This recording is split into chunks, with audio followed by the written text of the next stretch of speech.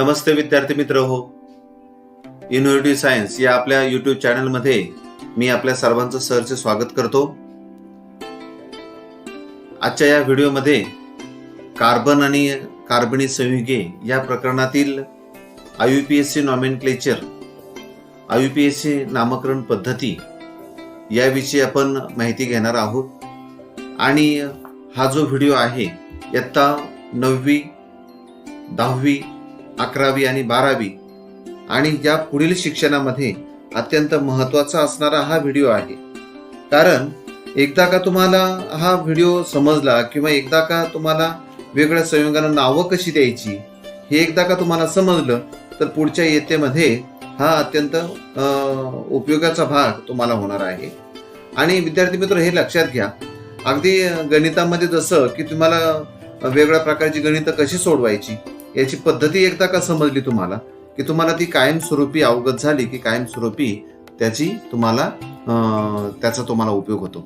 त्यामुळं विद्यार्थी मित्र हो, IUPAC नॉमेनक्लेचर हे जे आहे हा जो भाग आहे तो व्यवस्थित समजावून घ्या. खूप सोपा भाग आहे, परंतु समजला तर खूप सोपा, नाहीतर बऱ्याचशा मुलांना थोडासा तो अवघड वाटतो. पण मला माहिती आहे की हा जर व्हिडिओ तुम्ही पाहिला पूर्ण आणि बारकाईने समजावून घेतला तर तुम्हाला या पुढच्या संपूर्ण शिक्षणामध्ये IUPAC नॉमेनक्लेचर वेगवेगळ्या संयुगांना नावं तुम्हाला स्वतः देता येतील. चला तर आपण मग या IUPAC नॉमेनक्लेचर विषयी सविस्तर माहिती घेऊया. अगोदर IUPAC नॉमेनक्लेचर म्हणजे काय? IUPACचा लॉंग फॉर्म जो आहे त्याचं विस्तृत नाव जे आहे तर international union of pure and applied chemistry, त्याला म्हणतात IUPAC. मग ही जी नामकरण पद्धती आहे ती जगभर मान्यता पावलेली आहे आणि या पद्धतीमध्ये सर्व प्रकारच्या कार्बनी संयुगांना विशिष्ट नाव देण्याची तरतूद केलेली आहे.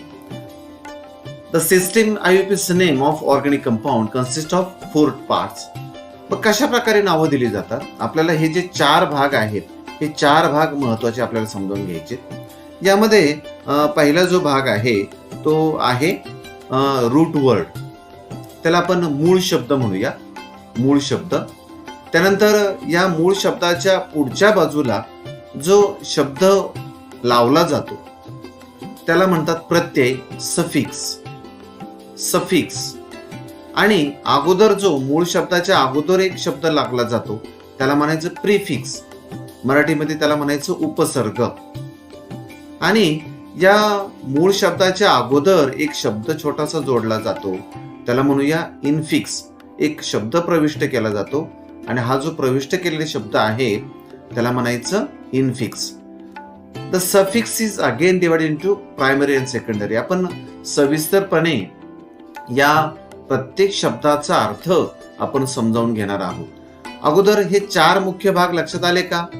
ओके, आपण हे 4 जे कन्सेप्ट आहेत ते अगोदर समजावून घेऊया.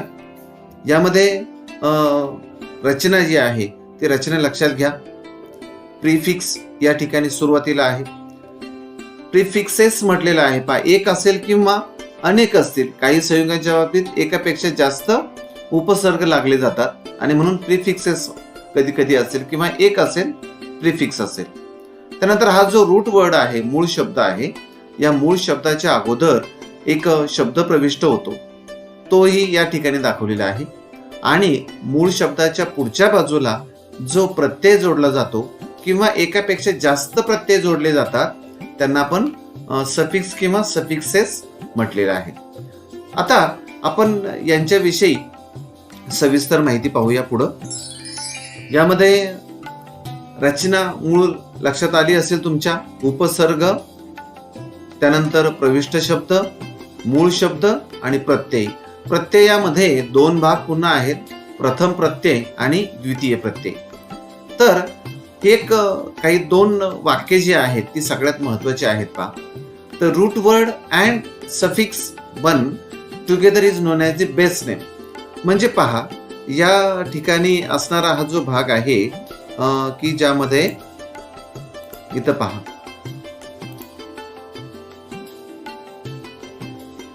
रूट वर्ड हा रूट वर्ड आणि हा जो सफिक्स आहे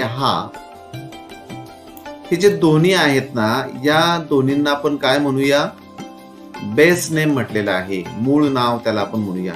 म्हणजे या दोन्हींच्या पासून त्या संयुगाचं मूळ नाव तयार होतं. आता हे जे बाकीचे राहिलेले आहेत ना, प्रिफिक्स किंवा इनफिक्स किंवा सफिक्स टू, हे जे आहेत ना, हे प्रत्येक वेळेस लागतीलच असं नाही. प्रिफिक्स, इनफिक्स आणि सफिक्स टू प्रत्येक वेळेस गरजच असेल असं नाहीये. काही संयुगांना लागेल, काही संयुगांना काय लागणार नाही. म्हणून इथं म्हटले पहा, the prefix, infix and suffix two may or may not be required always. प्रत्येक वेळेस लागतीलच असं नाही. आता प्रत्येक कन्सेप्ट जो आहे तो आपण समजावून घेऊ. म्हणजे यामध्ये सगळ्यात सुरुवातीला म्हणजे रूट वर्ड, मूळ शब्द. It indicates the number of carbon atoms in the longest possible continuous carbon chain is also known as the parent chain chosen by a set of rules. पहा, यामध्ये काय दाखवलं, हा जो मूळ शब्द आहे, मूळ शब्द कशावरून ठरवला जातो, जी लॉंगेस्ट चेन आहे, लॉंगेस्ट सगळ्यात लांब असणारी आणि कंटिन्युअस म्हटले पहा, कंटिन्युअस ही साखळी कशी पाहिजे, कंटिन्युअस पाहिजे, सलग पाहिजे. सगळ्यात लांब असणारी आणि सलग असणारी साखळी, याद्वारे हा मूळ शब्द जो आहे तो ठरवला जातो. त्यालाच आपण पॅरेंट चेन म्हटलेलं आहे, त्यालाच जनक साखळी म्हटलं तरी चालेल. तर याद्वारे हा रूट वर्ड जो आहे तो ठरवला जातो. The root words used for different length of carbon chain up to 20 are shown in table. मग कोणते कोणते रूट वर्ड वापरायचे आहेत पहा. पहिले जे 20 कार्बन आहेत त्यांच्या बाबतीत कोणते कोणते वापरायचे हे लक्षात घ्या. यामध्ये सगळ्यात सुरुवातीला एक जर कार्बन असेल तर रूट वर्ड आहे मिथ, त्यानंतर eth, prop, but, pent, hex, hept, oct, non, dec, undec, dodec, tridec, tetradec, pentadec, hexadec, heptadec, octadec, nonadec, icos. तर हे मूळ शब्द जे आहेत विद्यार्थी मित्र हो, हे तुमच्या लक्षात राहायला पाहिजे. आता कोणते कोणते पहा. मग इकडचा जो क्रम आहे ना, हा क्रम जसा तुम्ही 1 पासून पुढे जाता की नाही, तसा तुम्हाला हा क्रम सुद्धा तुम्हाला सांगता आला पाहिजे. न पाहता 9 नंबरला काय आहे, 8 नंबरला काय आहे, 6 नंबरला काय आहे. मूळ शब्द जे आहेत ना, मूळ शब्द तुम्हाला एकदा का सांगता आले की तुम्हाला नाव द्यायला काही अडचण येत नाही. येईल ना सांगता तुम्हाला? ओके. मग त्यावरून मूळ शब्द पाठ करून ठेवा. चला पुढे जाऊया आपण आणखी. यानंतर दुसरा जो आहे तो म्हणजे सफिक्स, म्हणजे प्रत्यय. हा जो प्रत्यय आहे तो 2 भागामध्ये विभागलेला आहे. तो प्रथम प्रत्यय सुरुवातीला आणि दुसरा आहे सेकंडरी सफिक्स, म्हणजे द्वितीय प्रत्यय जो आहे तो आहे. मग प्रायमरी सफिक्स जो आहे तो प्रायमरी सफिक्स कुठं जोडला जातो तो समजावून घ्या. It is used to indicate the degree of saturation or unsaturated in the main chain. यामध्ये मग सॅच्युरेटेड हायड्रोकार्बन आहे की अनसॅच्युरेटेड आहे. सॅच्युरेटेड म्हणजे काय, आपण मागच्या व्हिडिओमध्ये पाहिले की कार्बन मध्ये प्रत्येक कार्बन जर एकेरी बंधन असेल तर तो सॅच्युरेटेड, आणि जर एकेरी बंधन नसेल तर अनसॅच्युरेटेड. मग सॅच्युरेटेड आहे की अनसॅच्युरेटेड आहे हे लिहिण्यासाठी आपण प्रायमरी सफिक्स वापरतो. प्रत्यय जो आहे, प्रथम प्रत्यय आपण यासाठी वापरतो. It is added immediately after the root word, म्हणजे लगेच हा जो रूट वर्ड आहे, रूट वर्डच्या शेजारी लगेच हा जोडला जातो. तो कसा, तो पहा. टाईप ऑफ कार्बन चेन इथं लक्षात येईल तुमच्या की कशा प्रकारची आहे पहा. इथं पहा, या ठिकाणी type of carbon saturated all carbon, प्रत्येक कार्बन मध्ये एकेरी बंध आहे. आणि असं असेल तर लगेच रूट वर्डच्या पुढे आपण काय लिहितो, ANE. एकेरी बंध असेल म्हणजे अल्केन असतील हे, बरोबर ना. रूट वर्डच्या पुढे लगेच आपण ANE जोडतो. जर अनसॅच्युरेटेड आणि कार्बन कार्बन मध्ये कुठंतरी कोणत्या तरी 2 कार्बन मध्ये दुहेरी बंध असेल तर आपण रूट वर्डच्या नंतर लगेच आपण ENE जोडतो. अनसॅच्युरेटेड असेल आणि 2 ठिकाणी असेल कार्बन कार्बन दुहेरी बंध तर डाय ENE म्हणतोय आपण, डाय ENE. आणि जर तिहेरी बंध असेल, ट्रिपल बॉन्ड असेल तर YNE. 2 ठिकाणी असेल ट्रिपल बॉन्ड तर डाईन आपल्याला असं म्हणावं लागेल, DIYNE, डाईन. त्यानंतर अनसॅच्युरेटेड 1 डबल बॉन्ड आहे आणि 1 ट्रिपल बॉन्ड आहे. पहा म्हणजे आता दोन्ही इथं एकत्र आहे. मग मूळ शब्दाच्या पुढे लगेच काय जोडायचे पहा. मूळ शब्दाच्या पुढे ENYNE म्हणजे पहिले जो EN आहे ना तो दाखवतो दुहेरी बंध आणि पुढचा YNE दाखवतो तिहेरी बंध. दोन्ही एकत्र असेल तर मूळ शब्दाच्या नंतर लगेच आपल्याला काय जोडायचंय, ENYNE. चला पुढे जाऊया आपण आणखी. हा झाला प्रथम प्रत्यय. प्रथम प्रत्यय कधी जोडायचा आहे लक्षात आलं. दुहेरी बंध किंवा तिहेरी बंध असेल तर लगेच रूट वर्डच्या शेजारी हा दुहेरी बंध किंवा हा जो प्रथम प्रत्यय आहे तो जोडायचा आहे. त्यानंतर द्वितीय प्रत्यय जो आहे तो कधी जोडायचा, सेकंडरी प्रत्यय आपल्याला कधी जोडायचा तो समजावून घेऊ. It is used to indicate the main functional group in the organic compound and is added immediately after the suffix 1. पहा म्हणजे आपण अगोदर मूळ शब्द लिहिला, त्याच्यानंतर प्रथम प्रत्यय लिहिला आणि प्रथम प्रत्ययानंतर हा द्वितीय प्रत्यय केव्हा वापरतात, यामध्ये जर फंक्शनल ग्रुप असेल तर, संयुगामध्ये जर क्रियात्मक गट असेल तर क्रियात्मक गट लिहिण्यासाठी हा द्वितीय प्रत्यय वापरला जातो. पण महत्वाचा भाग लक्षात घ्यायचा आहे पाहिजे तर नोट त्यासाठी म्हटलंय मी. नोट काय, if there R 2 or more functional groups in the compound, एकापेक्षा जास्त जर फंक्शनल ग्रुप असतील, एकापेक्षा जास्त क्रियात्मक गट जर असतील तर कसं लिहायचंय पहा, हायर प्रायोरिटी. पहा कशाला द्यायची आहे म्हणजे प्रायोरिटी म्हणजे प्राधान्य. काय म्हटले पहा, higher priority is to be selected as main functional group. मग ज्याचं प्राधान्यक्रम वरती आहे त्याला काय म्हणायचं आपण, मुख्य फंक्शनल ग्रुप म्हणायचंय. मग हा प्राधान्यक्रम कसा ठरवायचा, प्राधान्य कोणाला दिलं जातं ते आपण नंतरच्या टेबलमध्ये पाहणार आहे. ज्याचा प्राधान्यक्रम वरती आहे ना त्याला मानायचं आपण मेन फंक्शन ग्रुप, मुख्य फंक्शन ग्रुप. आणि बाकीचे जे आहेत which is must be indicated by secondary suffix. मग हा जो मुख्य फंक्शनल ग्रुप आहे की ज्याची हायर प्रायोरिटी आहे तो कुठं तो जोडायचा आहे, या प्रथम प्रत्ययाच्या पुढे जोडायचा आहे. मग बाकीचे काय, तर remaining functional groups with lower priority are treated as a substituents and are indicated by prefixes. म्हणजे बाकीचे जे कमी प्राधान्य असलेले जे फंक्शनल ग्रुप आहेत ते काय करायचे, प्रिफिक्स म्हणून लिहायचे. ते काय म्हणायचे आपण, प्रतियोजित असणारा तो गट आहे असं समजायचा आहे. आणि तो कुठे लिहायचा आहे, काय म्हणून लिहायचा आहे, तो प्रिफिक्स म्हणून लिहायचा आहे. पहा विद्यार्थी मित्र, महत्वाचं वाक्य आहे, समजावून घ्या. जर एक फंक्शनल ग्रुप असेल तर द्वितीय प्रत्यय म्हणून लगेच देऊन टाकायचा. जर एकापेक्षा जास्त प्रत्यय असतील, सफिक्स असतील तर काय करायचं, ज्याची हायर प्रायोरिटी आहे, ज्याचा प्राधान्यक्रम जास्त आहे असा क्रियात्मक गट लगेच द्वितीय प्रत्यय म्हणून लिहायचा. आणि राहिलेले जे क्रियात्मक गट आहेत, राहिलेले जे फंक्शनल ग्रुप आहेत ते प्रतियोजित गट म्हणून अगोदर काय करायचे, ते प्रिफिक्स म्हणून द्यायचे. आलं लक्षात, ठीक आहे, ओके. आता पुढे पाहूया आपण. The suffixes as well as prefixes used for some important functional groups are shown in the following table in the decreasing order of their priority. मग डिक्रीजिंग ऑर्डर नुसार कोणाला प्राधान्य द्यायचं अगोदर, कोणाला नंतर द्यायचं, तो आपण पुढच्या टेबलमध्ये पाहणार आहोत. आणि आणखी एक महत्वाचं लक्षात ठेवायचंय, also note that different suffix is used when carbon atom of the function group is not part of a main chain. एकापेक्षा जास्त सफिक्स दिले जातात केव्हा, when carbon atom of the functional group is not part of main group.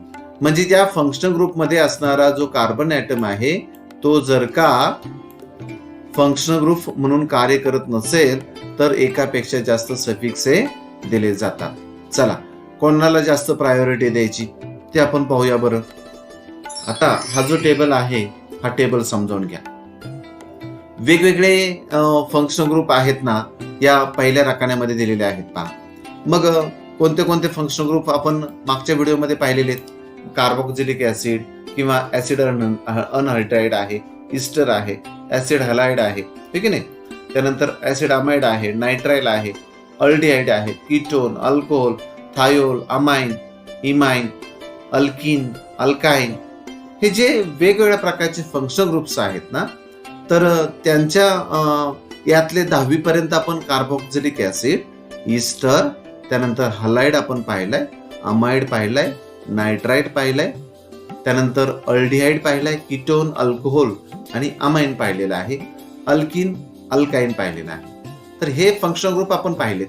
जे बाकीचे जे आहेत ना ते 11वी 12वीला आहेत, परंतु बाकीच्या विद्यार्थ्यांनी सुद्धा हे समजून घ्यायला काय हरकत नाही. मग हे फंक्शनल ग्रुप कसे दाखवले जातात? मग कार्बोक्झिलिक ऍसिड असेल तर COOH अशा प्रकारे त्यांचं प्रेझेंटेशन जे आहे ते अशा प्रकारे दाखवलं जातं. अल्डिहाइड असेल तर CHO, कीटोन असेल तर CO. तर रिप्रेझेंटेशन त्यांचं अशा प्रकारचं आहे, अशा प्रकारे लिहिले जातात. जर suffix when carbon of the functional group is a part of A parent chain, जर यामध्ये असणारा कार्बन हा जर का या मूळ साखळीमध्ये असणारा समाविष्ट असेल, कार्बन मूळ साखळीमध्ये समाविष्ट असेल तर काय जोडायचे पहा पुढं. OIC acid, OIC anhydride, alkyl OH, oil halide, amide, nitride, जे काही जोडायचंय ना विद्यार्थी मित्र हो, त्यामध्ये मी या ठिकाणी त्यासाठी दाखवलेलं आहे पहा या तक्त्यामध्ये. मग मूळ साखळीमध्ये जर हा कार्बन धरला गेला तर लगेच काय करायचंय, अल्डिहाइड असेल तर AL, अल्कोहोल असेल तर OL असं जोडायचंय, प्रत्यय जोडायचंय. त्यानंतर जर कार्बन हा मूळ साखळीचा भाग नसेल तर काय जोडायचे पहा, तर कार्बोक्झिलिक ऍसिड पुढे जोडायचे, कार्बोक्झिलिक अनहायड्राइड. तर अशा प्रकारचे शब्द आहेत हे प्रत्येकाच्या पुढं जोडायचे. आणि जर प्रिफिक्स जोडायचा असेल तर प्रत्येक क्रियात्मक गटाचा प्रिफिक्स काय जोडला जातो या शेवटच्या रकान्यामध्ये दाखवलेला आहे. विद्यार्थी मित्र हो, या तक्त्यावरून तुम्ही एकच लक्षात घ्या, तुम्हाला प्रायोरिटी जी आहे, प्राधान्य जे आहे, प्राधान्यक्रम लक्षात ठेवण्याचा प्रयत्न करा. यामध्ये कार्बोक्झिलिक ऍसिड, त्यानंतर इस्टर, ऍसिड अनहायड्राइड आहे, इस्टर आहे, ऍसिड हलाइड आहे, ऍसिड अमाइड आहे, नायट्राइड, अल्डिहाइड, कीटोन, अल्कोहोल. तुम्हाला जे क्रियात्मक गट आहेत ना त्याच्यानुसार अशा प्रकारे कमी कमी जे प्राधान्यक्रम आहे ते असं होत गेलेलं आहे. जास्त प्राधान्यक्रम असणारा वरती हा क्रियात्मक गट आहे. अशा प्रकारचा प्राधान्यक्रम लक्षात ठेवा. चला पुढे जाऊ आपण. आणखी यामध्ये आणखीन आपल्याला काही जे शब्द आहेत ते समजून घ्यायचे. आणि तिसरा आहे उपसर्ग, त्याला आपण प्रिफिक्स म्हणतो इंग्रजीमध्ये. प्रिफिक्स म्हणजे काय? The prefix is used to indicate the side chain, substituents and low priority function groups. जे प्रिफिक्स दिले जातात ना, हे प्रिफिक्स म्हणजे अगोदर, मूळ शब्दाच्या अगोदर, प्री म्हणजे अगोदर तो मूळ शब्दाच्या अगोदर जे लावलं जातं ना त्याला म्हणायचं प्रिफिक्स. आणि हा प्रिफिक्स कशासाठी वापरला जातो? जी साखळीला, मेन साखळीला जे दुसरे साइड चेन आहेत ना, साइडचे साखळे आहेत ना ते दाखवण्यासाठी, किंवा वेगळा सबस्टिट्यूएंट असेल एखादा, दुसरा एखादा गट जोडलेला असेल मेन साखळीला तर ते दाखवण्यासाठी, किंवा कमी प्राधान्यक्रम असणारे जे क्रियात्मक गट आहेत ना, फंक्शनल ग्रुप आहेत ना, ते दाखवण्यासाठी हा प्रिफिक्स दाखवला जातो, प्रिफिक्स वापरला जातो. प्रिफिक्सने दाखवले जातात हे क्रियात्मक गट. The prefix may be added immediately before the root word or before the infix. इन्फिक्सच्या अगोदर, प्रविष्ट शब्दाच्या अगोदर किंवा मूळ शब्दाच्या अगोदर हा प्रिफिक्स लगेच दाखवला जातो, अगोदरच दाखवला जातो त्या मूळ शब्दाच्या अगोदर. दोन कन्सेप्ट लक्षात घ्या विद्यार्थी मित्र. प्रिफिक्स मूळ शब्दाच्या अगोदर, प्रिफिक्स मूळ शब्दाच्या अगोदर आणि सफिक्स मूळ शब्दाच्या नंतर. The prefixes used for some common side chains and substituents are shown in table. आपण पाहणार आहे कोणते कोणते प्रिफिक्सेस वापरले जातात. Remember that alkyl groups along with halo, nitro and alkoxy have the same preference. आता हा प्रिफिक्स जो आहे ना, प्रिफिक्स मध्ये सुद्धा कोणाला प्रेफरन्स द्यायचं अगोदर, कोणाला प्राधान्य द्यायचं, तर यांना सारखंच प्राधान्य आहे. म्हणजे सगळे जे हॅलोजन आहेत ना, सगळे नायट्रो जे आहेत ना किंवा अल्कोक्सी जे आहेत त्यांना सेम प्रेफरन्स आहे. They have lower priority than double and triple bonds. म्हणजे प्रायोरिटी कोणाला अगोदर द्यायची लक्षात घ्या.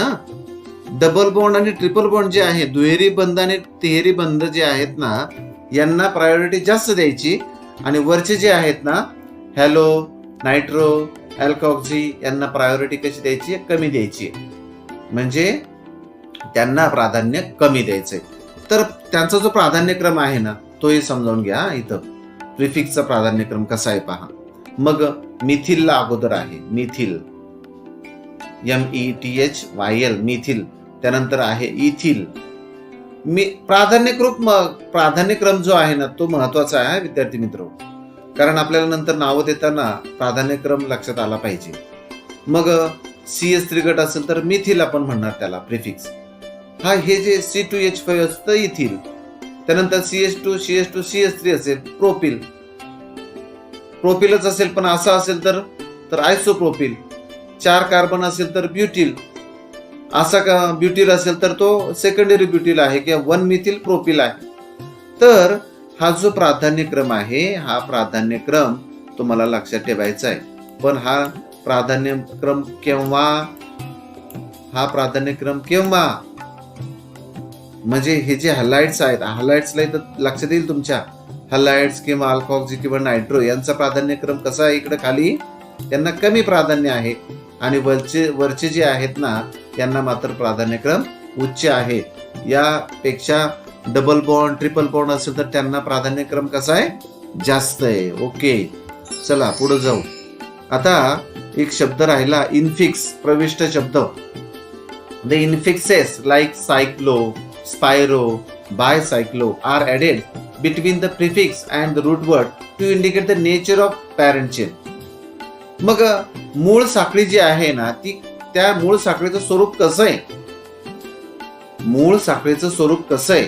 साखळी असेल ना, जर सायक्लिक असतील ना, वलयांकित शृंखला असतील ना, तर अशा प्रकारचा इन्फिक्स दाखवला जातो. मग इन्फिक्सचा संबंध कधी आहे, फक्त जर साखळी असेल, साखळी कशी गोलाकार साखळी असेल तरच आहे इन्फिक्सचा संबंध. मग ती साखळी कशी आहे, गोलाकार एकच आहे का, बरोबर. मग एकच असेल तर सायक्लो फक्त म्हणायचे.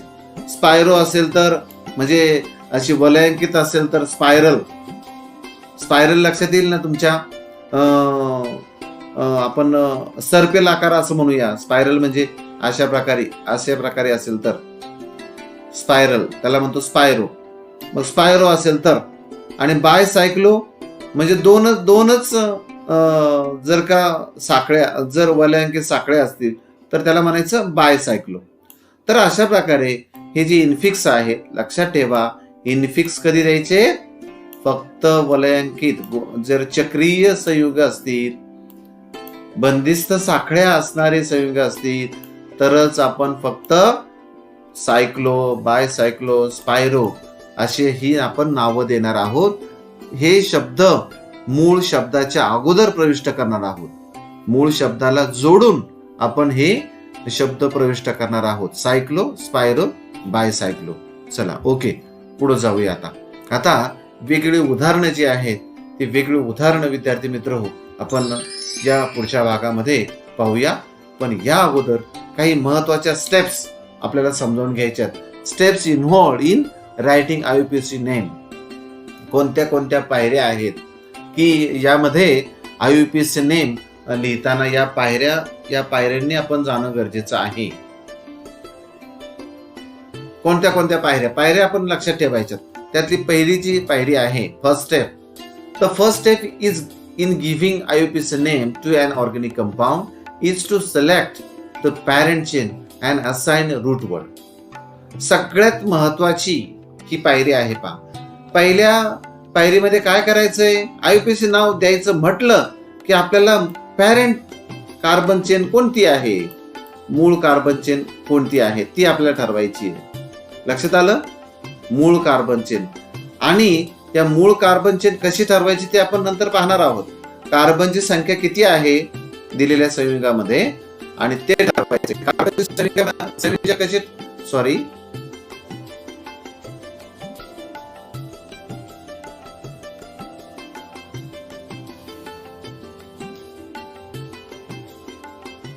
आता यामध्ये रूट वर्ड कसा ठरवायचा. पॅरेंट चेन जी आहे ना, पॅरेंट चेन, मग या पॅरेंट चेन मध्ये किती कार्बन आहेत, कार्बनची संख्या किती आहे, कार्बनच्या संख्येवरून आपल्याला रूट वर्ड माहित करून घ्यायचा आहे. मग आपण रूट वर्ड कसा, एक असेल तर रूट वर्ड कोणता, 2 कार्बन असेल तर रूट वर्ड कोणता, 3 असेल तर कोणता, ते समजावून घेतलेलं आहे. 1 असेल तर मीथ, 2 असेल तर ईथ, 3 असेल तर प्रोप, त्यानंतर 4 असेल तर ब्यूट, 5 असेल तर पेंट, 6 असेल तर हेक्स. हे रूट वर्ड झाले. म्हणजे कार्बनची संख्या जेवढी आहे त्याच्यावरून आपण तुम्ही काय ठरवणार, मूळ शब्द जो आहे तो ठरवणार. त्यानंतर next, the appropriate primary suffix must be added to the root word. त्याच्यानंतरची स्टेप्स काय आहे, प्रथम जो प्रत्यय आहे तो द्यायचा आहे मूळ या शब्दाच्या पुढं. मूळ शब्दाच्या पुढं प्रथम जो प्रत्यय आहे तो द्यायचा आहे. प्रथम प्रत्यय केव्हा देत होतो आपण याच्या अगोदर समजून घेतले. जर सॅच्युरेटेड आहे की अनसॅच्युरेटेड आहे हा हायड्रोकार्बन, संतृप्त आहे की असंतृप्त आहे, त्याच्यानुसार लगेच तुम्ही प्रायमरी सफिक्स जो आहे तो त्याला जोडायचा आहे. It indicate the saturation and unsaturated. बरोबर. त्यानंतर तिसरी महत्वाची पायरी आहे, if the molecule contains functional group or groups a secondary suffix must be added to indicate the main functional group. आपण पाहिलं होतं सेकंडरी सफिक्स केव्हा जोडला जातो, आपण केव्हा जोडतो, इफ जर त्यामध्ये या संयुगामध्ये फंक्शनल ग्रुप आहे, एक असेल तरी सेकंडरी सफिक्स जोडायचा आहे. आणि एकापेक्षा जास्त जर असतील तर फंक्शनल ग्रुप ज्याची प्रायोरिटी जास्त तो फंक्शनल ग्रुप लिहायचा आणि बाकीचे काय म्हणायचे, आपण बाकीचे प्रिफिक्स म्हणून देऊन टाकायचे. आपण याच्या अगोदर समजावून घेतलंय. Must be added to indicate the main functional group. This is optional and not necessary if the molecule contains no functional group. जर सेकंडरी फंक्शनल ग्रुप केव्हा लिहायचा आहे, जर फंक्शनल ग्रुपच नसेल त्या संयुगामध्ये तर सेकंडरी सफिक्स येत नाही. सेकंडरी सफिक्स लिहिण्याची गरज नाही, येणारच नाही, कारण फंक्शनल ग्रुपच नसेल तर मग येईल फक्त प्रायमरी सफिक्स येईल. म्हणजे सॅच्युरेटेड किंवा अनसॅच्युरेटेड आहे का तेवढंच येईल. जर फंक्शनल ग्रुप नसेल सेकंडरी सफिक्स येणार नाही. चला पुढं, प्रिफिक्स कधी द्यायचंय पहा. पुढची तिसरी स्टेप काय आहे पहा. म्हणजे पहिल्या स्टेप मध्ये आपण मूळ शब्द शोधला. मूळ शब्द कशावरून शोधला, कार्बनची संख्या किती आहे, त्याच्यात कार्बनची संख्या ठरवताना सगळ्यात लांब साखळी कोणती आहे, कंटिन्युअस लॉंगेस्ट चेन कोणती आहे, सलग लांबची लांब साखळी कोणती आहे, त्याच्यावरून ठरवायचे मूळ शब्द. मूळ शब्द लिहिला की तुम्ही प्रायमरी सफिक्स देणार, प्रथम प्रत्यय जोडणार. प्रथम प्रत्यय जोडताना तुम्ही सॅच्युरेटेड आहे का अनसॅच्युरेटेड आहे ते ठरवलं आणि त्याच्यावरून तुम्ही प्रथम सफिक्स दिला, ठीक आहे नाही, प्रथम प्रत्यय दिला. त्यानंतर जर फंक्शनल ग्रुप असेल तर लगेच सेकंडरी सफिक्स द्यायचा. एकापेक्षा जास्त फंक्शनल ग्रुप असतील तर जो प्रायोरिटी जास्त आहे तो फंक्शनल ग्रुप सेकंडरी सफिक्स म्हणून द्यायचा. आणि जर एकापेक्षा जास्त फंक्शनल ग्रुप असतील तर राहिलेले जे आहेत ते मात्र प्रिफिक्स म्हणून द्यायचे, होय की नाही, सोपं आहे. त्यानंतर आपण पुढे पाहूया, इनफिक्स द्यायचा. जर प्रिफिक्स मध्ये prefix the root word if the infix cyclo if the parent chain is cyclic or with the infix spiro if the spiro compound or infix the bicyclo if the compound is bicyclic. बघा, जर प्रिफिक्सच्या आणि मूळ शब्दाच्या मध्ये आपल्याला इन्फिक्स जोडायचा. पण केव्हा इन्फिक्स कधी? इन्फिक्स कधी येतो? जर संयुगामध्ये चक्रीय असेल, गोलाकार असेल, संयुग कसं गोलाकार असेल तर, किंवा जर स्पायरल असेल तर, आपण पाहिलं स्पायरल कसं, आणि जर बायसायक्लो दोन साखळ्या जर चक्रीय साखळ्या असतील तर फक्त हा इन्फिक्स येतो, अन्यथा इन्फिक्स देत नाही. त्यानंतर फायनली ऍड प्रिफिक्स किंवा prefixes to the name if there are side chains or substituents on the parent chain. मूळ जी साखळी आहे, या मूळ साखळीला जर काही साइड चेन असतील, साखळ्या असतील बाकीच्या जोडलेल्या बाजूच्या साखळ्या, किंवा काही दुसरा एखादा सबस्टिट्यूएंट जोडलेला असेल, क्लोरो, फ्लोरो, ब्रोमो असं काही जोडलेलं असेल तर प्रिफिक्स द्यायचा आहे. लक्षात आलं? आणि जर आपण पाहिलं होतं कमी प्राधान्य असणारे जे क्रियात्मक गट आहेत ते जर असतील तरी ते सुद्धा काय येतील? हे प्रिफिक्स म्हणून येतील. विद्यार्थी मित्र हो, 5 साखळ्या पुन्हा समजावून घ्या. अगदी व्यवस्थित समजल्या, या स्टेप्स तुम्हाला समजल्या की तुम्हाला नाव द्यायला काही अडचण येणार नाही. व्हिडिओ थोडा हा मोठा होतोय विद्यार्थी मित्र हो, पण त्याला विलाज नाही. तरी सुद्धा या ज्या स्टेप्स आहेत या स्टेप्स मी पुन्हा एकदा समजावून सांगतो तुम्हाला. पहिली स्टेप तुम्हाला काय करायची? अगोदर तुम्हाला जर का रेणुसूत्राच्या स्वरूपामध्ये तुम्हाला संयुग दिला असेल तर त्या रेणुसूत्रावरून तुम्हाला काय करायचे? अगोदर रचनासूत्र तयार करायचे. आणि रचनासूत्र तयार केलं की सगळ्यात लांब साखळी कोणती आहे ती ठरवायची.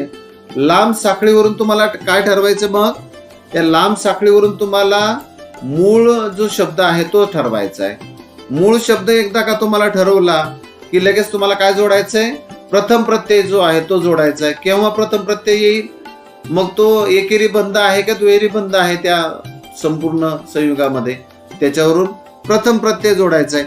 त्यानंतर क्रियात्मक गट पाहायचा. जर क्रियात्मक गट असेल एक तर लगेच तो प्रथम प्रत्ययाच्या पुढे देऊन टाकायचा दुसरा प्रत्यय. आणि जर एकापेक्षा जास्त फंक्शनल ग्रुप असतील, क्रियात्मक गट असतील, तर ज्याचं प्राधान्य जास्त आहे त्याला द्यायचंय सफिक्स म्हणून द्यायचंय. आणि उरलेले जे आहेत ते प्रिफिक्स म्हणून नंतर येतील, म्हणजे उपसर्ग म्हणून अगोदर येतील. त्यानंतरची जर ते सायक्लिक असेल म्हणजे चक्रीय असेल संयुग तर सायक्लो, बायसायक्लो किंवा स्पायरो येईल. बरोबर? आणि प्रिफिक्स केव्हा जोडायचा आहे? जर या साखळीला जर बाजूच्या साखळ्या असतील किंवा त्याच्यामध्ये इतर सबस्टिट्यूएंट असतील तर हे जे प्रिफिक्स आहे तो प्रिफिक्स दिला जातो. चला, 5 स्टेप आपण आता समजावून घेतल्या. आता पुढे जाऊया. वेगवेगळे संयुग जे आहेत त्यांना नावं कशी द्यायची ते समजावून घेऊ. त्यातला पहिलं जे उदाहरण आहे ते पहिलं उदाहरण आपण या ठिकाणी समजावून घेऊया.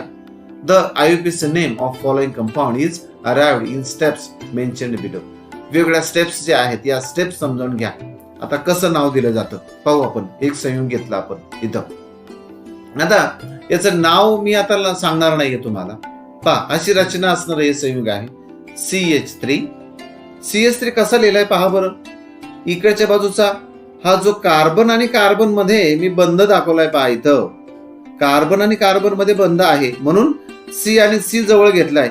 आणि H3 कुठं घेतलाय? इकडे घेतलाय पहा. H3 इकडे घेतलेला आहे. पण वाचन करताना H3 असं नाही वाचन करायचं. वाचन कसं होणार आहे? CH3 CH CH3 CH OH CH3. आता पहा, अशा प्रकारचे रचनासूत्र हे आपलं आहे. आता पहिली स्टेप काय आपण पाहिली होती? पहिली step, how many carbons are there in the parent chain. आता किती कार्बन आहेत बरं मूळ साखळीमध्ये? आता लांब साखळी कोणती पहा? 1 2 3 4. बरोबर? ही लांब साखळी झाली, सगळ्यात लांबची साखळी झाली. आणि ती सलग साखळी आहे. बरोबर? आता आणखी दुसरी साखळी कोणती होऊ शकते? 1 त्यानंतर 2 आणि 3 अशी होऊ शकते. सलग साखळी आहे पण कार्बनची संख्या किती आहे इथं? 3च होते. 1 2 3 म्हणून ही लांब साखळी होईल का? नाही. मग लांब साखळी कोणती आहे? 1 2 3 4. बरोबर? मग किती कार्बन आहेत इथं? How many carbons are there in the parent chain? किती आहेत? 4. बरोबर? त्यानंतर मग जर रूट शब्द काय झाला, मग मूळ शब्द 4 कार्बन असेल तर मूळ शब्द झाला ब्यूट. बरोबर, मूळ शब्द झाला ब्यूट. आता पहिली स्टेप समजली सगळ्यांना. कार्बनची संख्या अगोदर ठरवली आपण, त्याच्यावरून मूळ शब्द ठरवला आणि तो झाला या उदाहरणामध्ये ब्यूट. चला पुढचा प्रश्न काय आहे, पुढची स्टेप काय आहे. Whether that compound is saturated or unsaturated. संतृप्त आहे का असंतृप्त आहे. आता विद्यार्थी मित्र पहा बरं, या उदाहरणामध्ये पुढे आपल्याला दुहेरी बंध तिहेरी बंध दिसतोय का कार्बन कार्बन मध्ये. नाही, कुठंच आपल्याला दुहेरी बंध दिसत नाही. इथे एकेरी बंध, इथे एकेरी बंध, इथे एकेरी बंध आहे, इथे एकेरी बंध आहे. म्हणजे कुठंच दिसत नाहीये दुहेरी बंध किंवा तिहेरी बंध कुठं. म्हणून हे संयुग कसं असणार आहे, सॅच्युरेटेड असणार आहे. चला मग काय असणार आहे, संयुग कसं आहे, सॅच्युरेटेड आहे. मग सॅच्युरेटेड असेल तर आपल्याला काय जोडायचंय पुढं, ANE जोडायचंय. बरोबर ना, मूळ शब्दाच्या पुढं काय जोडायचंय आपल्याला, सफिक्स जोडायचा आहे. पहिला सफिक्स जोडायचा आहे, प्रथम प्रत्यय जोडायचा आहे ANE. बरोबर, म्हणजे मूळ शब्द शोधला आपण, त्याच्या पुढे प्रथम प्रत्यय शोधला. बरोबर, आता पुढे आपल्याला पुढची स्टेप काय आहे, क्रियात्मक गट आहे का पाहूया. पुढची step, is there any functional group. पुढे एखादा क्रियात्मक गट आहे का या संयुगामध्ये, बोला, विचार करा. ओके, अगदी बरोबर ओळखलं. 3 नंबरच्या कार्बनला OH जोडलेला आहे. बरोबर होय की नाही. Yes, there is an alcohol group on second carbon. 2 नंबरच्या कार्बनला इथं OH जोडलेला आहे, अल्कोहोलचा क्रियात्मक गट आहे.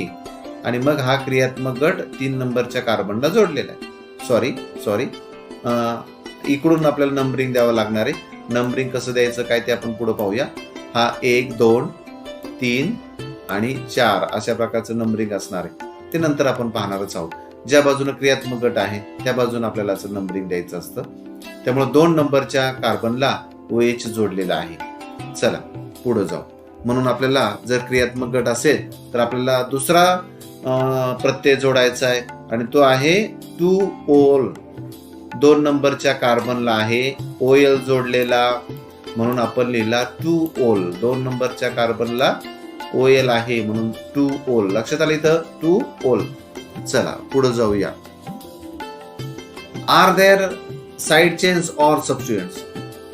R there any side chains or substituents. काही तिथं बाजूची साखळी आहे का किंवा एखादा काही सबस्टिट्यूएंट आहे का, एखादा प्रतियोजन करणारा एखादा गट किंवा एखादं मूलद्रव्य आहे का, हा बरं कुठंतरी साइड चेन इथे दिसते होय की नाही. इथे दिसते एक बाजूची साखळी तर जोडली गेलेली आहे. म्हणून काय म्हणा, yes there is a methyl group on third carbon. 3 नंबरच्या 1 2 3 3 नंबरच्या कार्बनला मिथिल गट हा जोडलेला आहे. बरोबर ना. आता जर मिथिल गट जोडलेला आहे तर मग आपण पुढे काय प्रिफिक्स द्यावा लागणार आहे ठीक आहे नाही. बाजूची साखळी असेल किंवा कमी प्राधान्य असणारा क्रियात्मक गट असेल तर आपण तो प्रिफिक्स म्हणून देतो, तो उपसर्ग म्हणून देतो. आणि मग उपसर्ग काय येणार, 3 मिथिल. 3 नंबरच्या कार्बनला आहे मिथिल म्हणून येणार आहे 3 मिथिल. आता या सगळ्या स्टेप लक्षात आल्या का विद्यार्थी मित्र तुमच्या. पहिली स्टेप, त्यानंतर दुसरी स्टेप, तिसरी स्टेप आणि ही चौथी स्टेप. बरोबर इथपर्यंत तुम्हाला समजलंय. आता पुढे जाऊया. आता काय नाव होईल पहा याचं. आता क्रम पुन्हा लक्षात घ्या. मग हा प्रिफिक्स म्हणून देणार आहोत आपण हा, म्हणून त्याला अगोदर लिहिला. काय आहे तो 3 मिथिल. बरोबर प्रिफिक्स आपण अगोदर लिहितो म्हणून 3 मिथिल. त्यानंतर मूळ शब्द काय आहे ब्यूट, तो ब्यूट इथे लिहिला. आणि पहिला जो प्रत्यय आहे तो पहिला प्रत्यय काय लिहिला इथं, सॅच्युरेटेड असल्यामुळं संतृप्त असल्यामुळं ANE लिहिला. आणि द्वितीय जो प्रत्यय आहे काय 2OL म्हणून इथं 2OL लिहिला. आता नाव लक्षात येईल तुमच्या.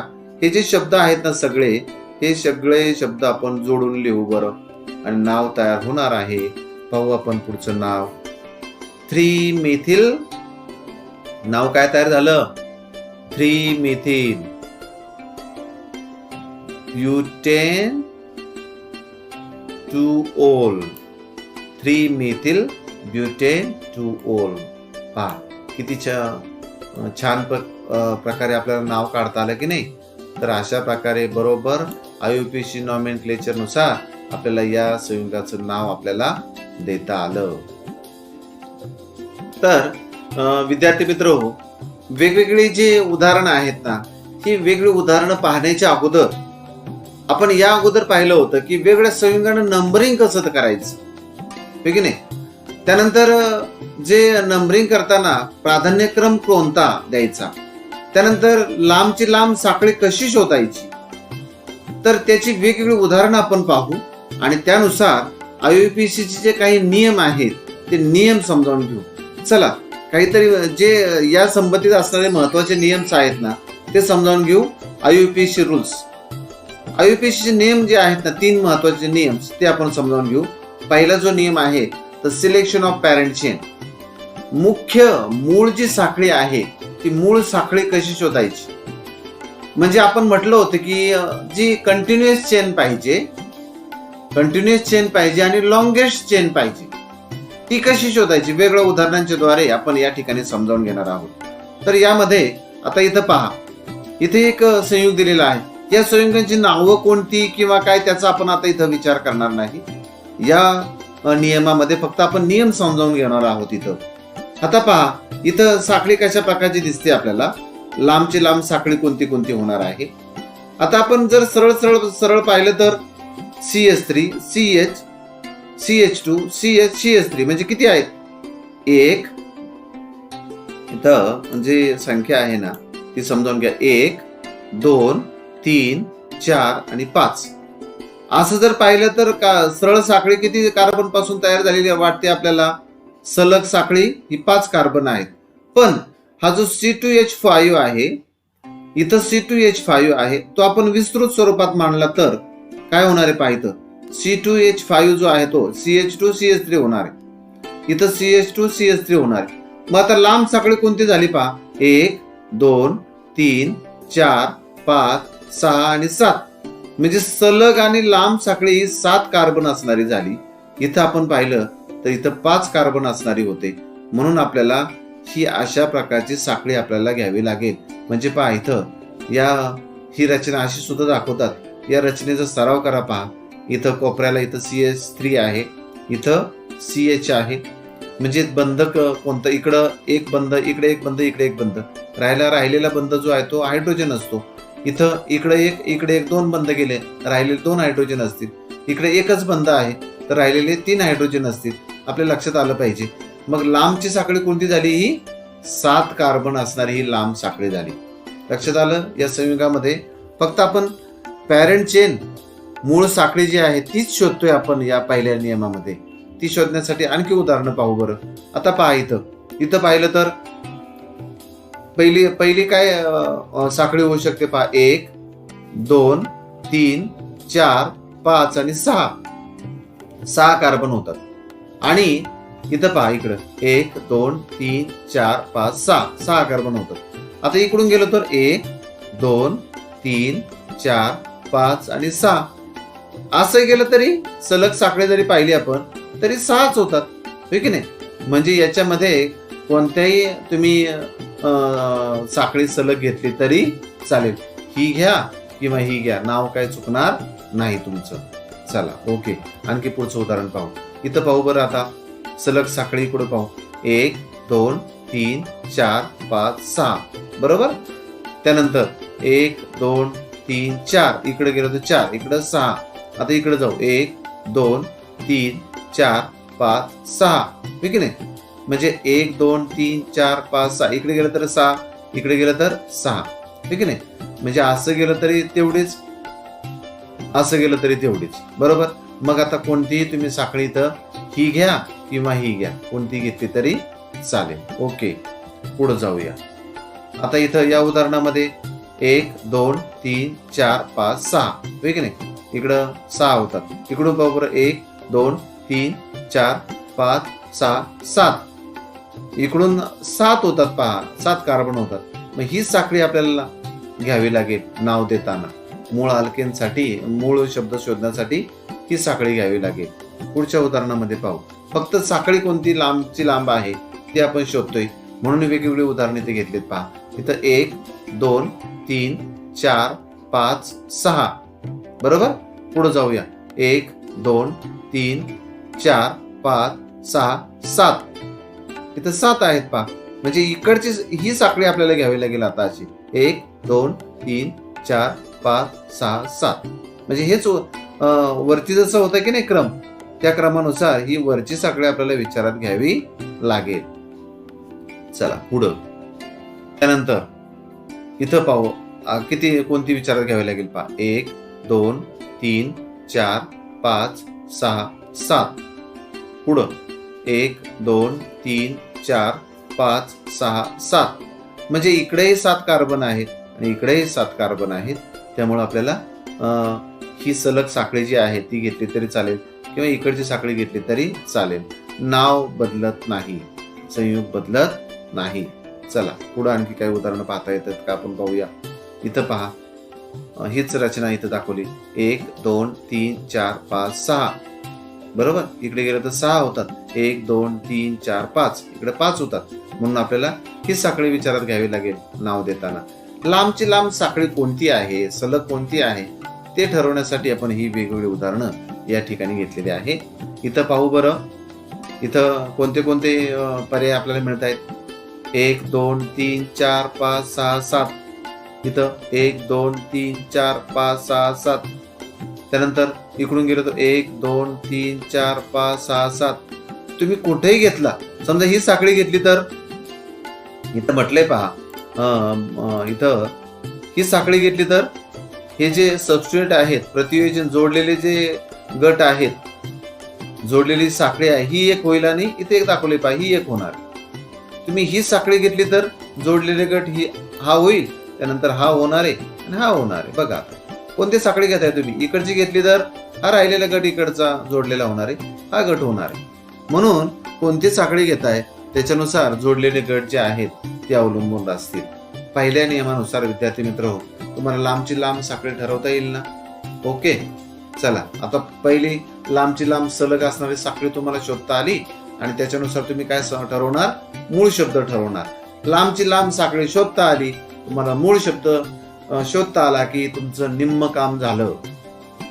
निम्म काम झालं असं विद्यार्थी मित्र मी म्हणतोय. तुम्हाला लांबची लांब साखळी शोधता आली पाहिजे आणि त्याच्यावरून रूट वर्ड जो आहे तो रूट वर्ड तुम्हाला शोधता आला पाहिजे. चला दुसरा नियम समजावून घेऊ आपण. दुसरा नियम काय आहे पहा महत्वाचा. Numbering the parent chain. मूळ जी साखळी आहे ना तिला आपण नंबरिंग द्यायचे. कार्बनचा नंबर द्यायचा आहे कोणत्या. मग नंबरिंग देताना काही ठराविक गोष्टी लक्षात घ्यायच्यात पहा, त्या समजावून घेऊ आपण. आता द नेम इज या संयुगाचं नाव इथं दिलेले आहे पहा. काय नाव आहे याचं. 5 इथिल. इथं या 5 नंबरच्या कार्बनला CH2CH3 जोडलाय. CH2CH3 म्हणजे हा इथिल, हा आहे इथिल. 5 इथिल. त्यानंतर 2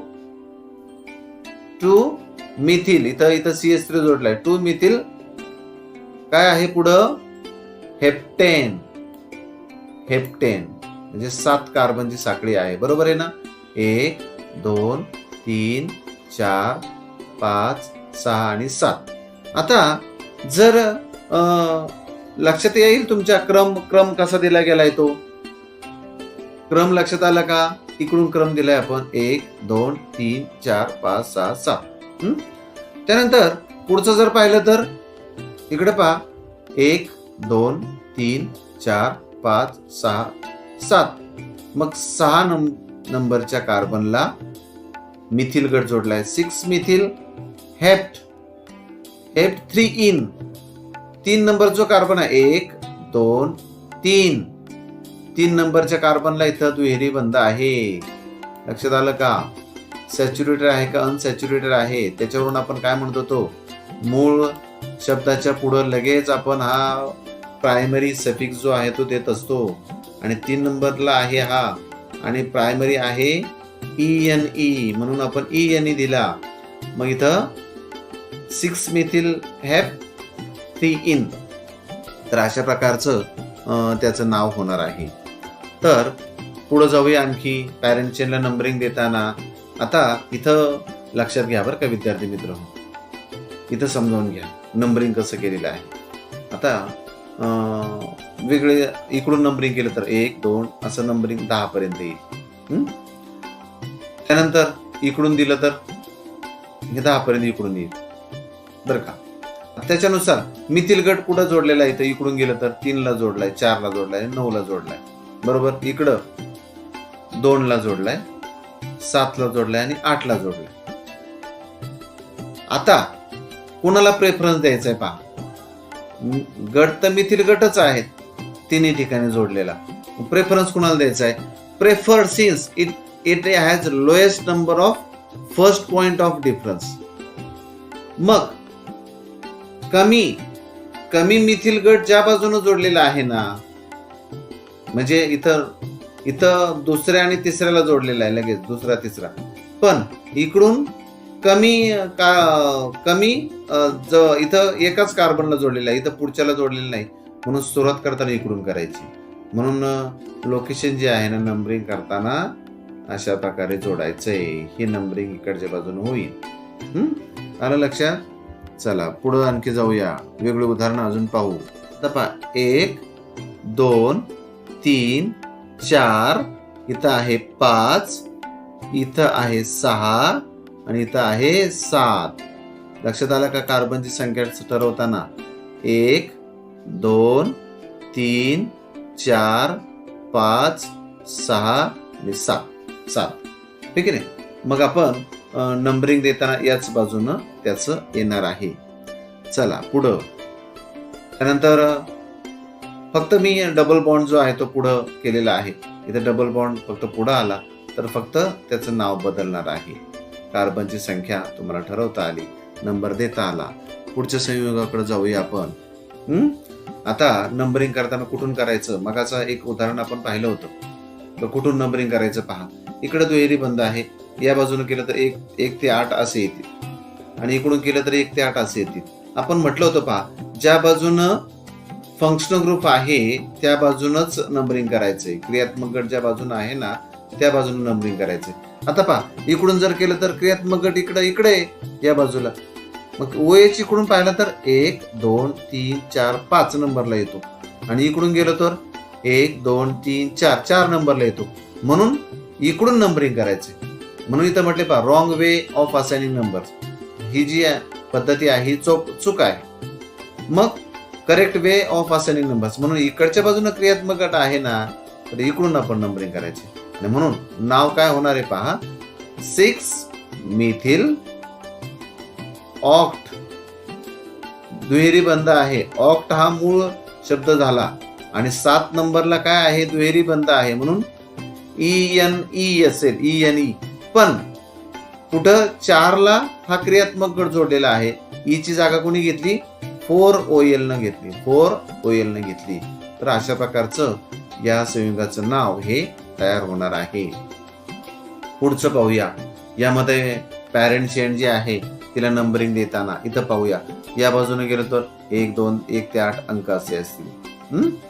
त्यानंतर या बाजूने गेलो तर हे 1 ते 8 अंक असे असतील. आता प्रेफरन्स कुणाला द्यायचा? इथं पहा, इथं काय जोडला गेलेला आहे? इथं मिथिल जोडलेला आहे, इथं इथिल जोडलेला आहे, बरोबर. इथं मिथिल जोडलेला आहे, इथं इथिल जोडलेला आहे. इकडून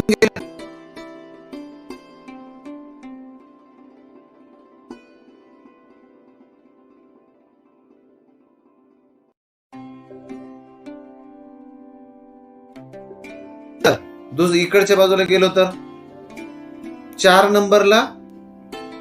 नंबरला इथिल आहे आणि 5 नंबरला मिथिल आहे, बरोबर. आता यामध्ये इथं पाहूया पहा, ethyl group gets highest number. या इथिल गटाला इथं जास्त नंबर दिला जातोय, 5 नंबर दिला जातोय, होय की नाही? 5 नंबर दिला जातोय. Hence not preferred. म्हणजे इथिल गटाला 5 नंबर. ई जे अल्फाबेटिकल ई जो आहे A to Z पर्यंत ई अगोदर आहे आणि मग ईला 5 नंबर दिला जातोय, पुढचा नंबर दिला जातोय. म्हणून ही पद्धती योग्य नाही. म्हणून ethyl group gate list number, 4 number या मार्गाने दिला जातोय. म्हणून इकडची जो नंबरिंग सिस्टीम आहे, नंबरिंग सिस्टीम इकडून द्यावा लागेल आपल्याला. म्हणून होईल पहा 4 ethyl 5 methyl octane, 4 ethyl 5 methyl octane. विद्यार्थी मित्र हो, वेगवेगळ्या प्रकारचा तुम्ही सराव केला ना तर तुम्हाला हे अधिक तुम्हाला समजणार आहे. जसं गणितामध्ये आपण वेगवेगळ्या प्रकारची जास्त उदाहरण सोडवली, आपला सराव होतो. आणि मग मात्र एकदा सराव झाला की हा काय पाठांतराचा भाग नाहीये. एकदा का तुम्हाला अंडरस्टँडिंग झाला की परत काही चिंता तुम्हाला कायमस्वरूपीची नाही. तिसरा नियम महत्वाचा समजून घेऊया आपण. चला, grammar to be followed in writing the IUPAC name. कोणत्या प्रकारचे व्याकरणाचे जे बदल आहेत ते कोणत्या प्रकारचे व्याकरणाचे बदल लक्षात ठेवायचे. त्यामध्ये वेगळ्या प्रकारचं शब्द जे आहेत ते कोणते कोणते वापरतोय पहा आपण. इथं 2, 3 म्हणजे किती नंबरला कोणता शब्द जोडायचा आहे तो आपण लक्षात ठेवायचा पहा. इथं लांब साखळी कोणती असणार आहे? 1, 2, 3, 4. इकडून घ्या नाहीतर इकडून घ्या, कुठूनही घ्या. 1, 2, 3, 4. ठीक आहे नाही. मग इथं इकडून घेतलं तर आपण या 2 नंबरला आणि 3 नंबरला इकडचा हा मिथिल असणार आहे, हा मिथिल गट. 2 मिथिल गट जोडलेत पहा. इथं एक CS3 आणि इथे एक CS3. 2 मिथिल ज्यावेळेस आपल्याला म्हणायचं ना त्यावेळेस आपण काय म्हणतोय? डाय इथिल. डाय मीन्स 2, डाय मिथिल. बरोबर. मग कुठं कुठं आहे ते 2 मिथिल? 2 आणि 3 नंबरला डाय मिथिल ब्युटेन आहे. आता पुढं पहा, आणखी मिथिलच गट जोडलेला आहे, मिथिलच गट जोडलेला आहे. मग आता कुठं कुठं जोडलेला आहे पाहू बरं आपण. आता लांब साखळी घ्यावं लागेल आपल्याला. 1, 2, 3, 4, 5 आणि 6. 6 आहे म्हणून झाला हेक्झेन. बरोबर. आता मग हा मिथिल गट आहे जोडलेला आहे. किती नंबरला आहे? 2 नंबरला. इथं 2 मिथिल जोडले 3 नंबरला. इकडे 1 आणि इकडे 1. बरोबर. किती मिथिल झाले? 1, 2 आणि 3. 3 मिथिल झाले म्हणून इथं म्हटलंय ट्राय मिथिल. मग हे 3 मिथिल कुठं कुठं जोडले? 2 नंबरला 1, 3 नंबरला 1, 4. बरोबर ना. 2 नंबर, 3 नंबर, 3 नंबर म्हणजे 3 या 3 नंबरच्या कार्बनला 2 मिथिल जोडलेत म्हणून 3, 2, 3 ट्राय मिथिल हेक्झेन. अशा प्रकारचं हे यामध्ये आपण ग्रॅमॅटिकली जे शब्द आहेत ते कोणते वापरले? इथं डाय, इथं ट्राय. त्यानंतर पुढचे पाहूया आता. त्यानंतर इथं कोणत्या प्रकारची कार्बन साखळी आपल्याला घ्यावी लागेल. आता इथं पहा 1, 2, 3, 4, 5, 6, 7, 8, 9. बरोबर. ही अशी घेतली तर 9 येतात. दुसऱ्या बाजूने पाहू बरं. 1, 2, 3, 4, 5, 6, 7, 8, 9. 9च येतात इकडून पण. बरोबर. इकडे राहिलेला मार्ग पाहू आपण. 1, 2, 3, 4, 5, 6, 7, 8 म्हणजे इकडचं नाहीये. बरोबर. आता या ठिकाणी जी साखळी आपण घेतोय, कोणती साखळी घेणार? कोणती साखळी घ्या. आता यामध्ये पहा, नंबरिंग करताना नंबरिंग कुठून करणार पहा. आपल्याला इकडून नंबरिंग करावं लागेल कारण इथिल गट इथं जोडलेला आहे. बरोबर. आता मग नंबरिंग करताना इकडून करावं लागेल. 1, 2, 3, 4, 5, 6, 7, 8, 9. नो नेम झाला इथं. No name. आता नंबरिंग पहा. 1, 2, 3, 4. 4 नंबरला काय जोडलाय? हा गट कोणता आहे सांगा? बरोबर. हा जो गट आहे तो आहे इथिल गट म्हणून 4 इथिल. बरोबर. त्यानंतर पुढे काय म्हटलंय पहा. 1, 2. 5 नंबरच्या कार्बनला काय जोडलाय? इथं मी फार तर काय करतो, इथं नंबरिंग देतो. 1, इथं आहे 2, इथं आहे 3, इथं आहे 4 आणि इथं आहे 5. 5 नंबरच्या कार्बनला काय जोडलंय पाहू आता. 5 नंबरच्या कार्बनला काय जोडलेलं आहे? त्याच्यात पुढं इथं पुन्हा काय आहे पहा. 1 आणि इथं 2. बरोबर. बरोबर. इथून पुढची साखळी वेगळी झाली ना आता. 1, 2, 3, 4. बरोबर. इथं म्हणजे इथं झाला हा ब्युटिल झाला. मग ब्युटिललाच 1ला काय जोडलेलं आहे? मिथिल. इथं काय 2ला जोडलाय? मिथिल. म्हणून इथं काय झालं? डाय मिथिल. बरोबर. म्हणून म्हटलं 1, 2 डाय मिथिल ब्युटिल तो कुठं जोडला आहे इथं कंसात लिहिले त्यासाठी 5 नंबरच्या कार्बनला 1,2 डायमिथिल ब्युटिल जोडलेला आहे. 1,2 डायमिथिल ब्युटिल जोडलेला आहे 5 नंबरच्या कार्बनला. म्हणून हा लिहिला आपण की ब्रँच्ड साइड चेन जी आहे ती आपण लिहितो काय म्हणून लिहितो की प्रिफिक्स म्हणून लिहितो. आणि म्हणून प्रिफिक्स म्हणून ही जी साखळी आहे ना ही साखळी प्रिफिक्स म्हणून लिहिलेली आहे. हा सुद्धा साइड चेनच आहे म्हणून ही सुद्धा आपण प्रिफिक्स म्हणून लिहिलेली आहे. तर विद्यार्थी मित्र हो व्यवस्थित समजावून घ्या. वेगवेगळी उदाहरणं सराव म्हणून घेतलेली आहेत मी. तर इथं सुद्धा अशा प्रकारची वेगवेगळी नावं जी आहे ती नावं या ठिकाणी आलेली आहेत. ती नावं या ठिकाणी घेतलेली आहेत मी. तर तुम्हाला कुठं कुठं इथिल किंवा डायमिथिल हे जे शब्द कुठं कुठं येतील त्यासाठी तुमच्या सरावासाठी मी घेतलेले आहे. तर विद्यार्थी मित्र हो समजावून घ्या वेगवेगळ्या प्रकारचे रूल्स कोणते, त्यानंतर कोणत्या स्टेप्स कोणत्या आहेत IUPAC नामकरण पद्धती करताना त्या सगळ्या स्टेप्स वेगवेगळे नियम्स आपण समजावून घेतले. एक उदाहरण पाहिलं. पुढच्या व्हिडिओमध्ये आपण वेगवेगळी उदाहरणं IUPAC नॉमेनक्लेचर पद्धतीनं वेगवेगळी उदाहरणं घेऊ आणि त्यांची नावं देण्याचा प्रयत्न करू. अधिक सराव तुमच्या या पुढच्या व्हिडिओमध्ये होणार आहे. तर चला पुढच्या व्हिडिओमध्ये पुन्हा आपण भेटू वेगवेगळ्या संयुगांना नावं देण्यासाठी. धन्यवाद.